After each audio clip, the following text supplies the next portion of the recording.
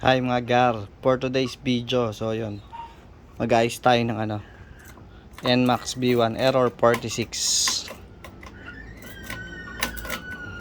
lang, kung masisiyan, ayan, masisiyan ko na gar. Ayan guys, so ayan o,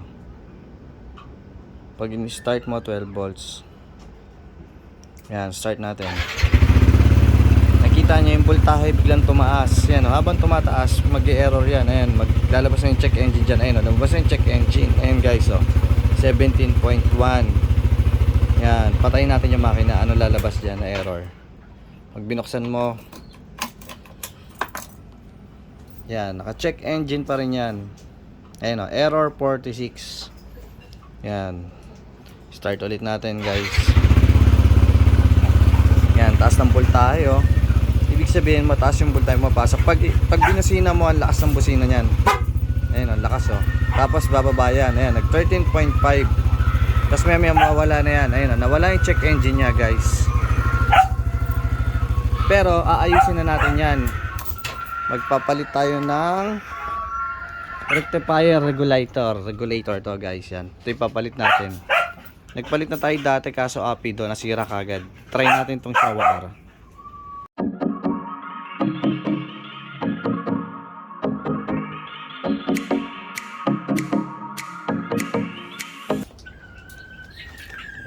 Yan yung papalitan natin.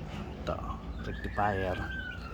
Yan yung nakakabit. May dalawang tornilyo kung papalitan dyan. Ayan o. Ito yung papalit natin. Tingnan natin kung lalabas pa ulit yung error 46.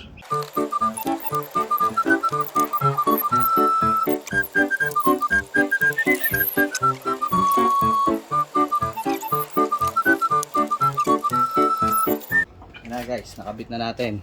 Testing na natin.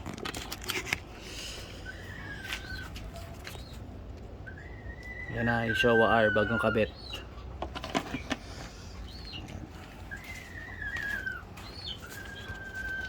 Na, start ulit natin.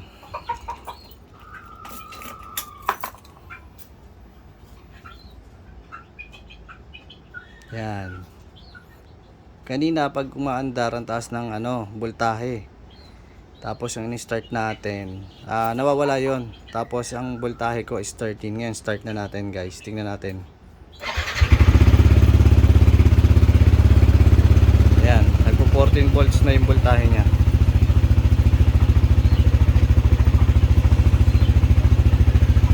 Yan, nawala na rin yung error 46. Yan, nagpo 14.3.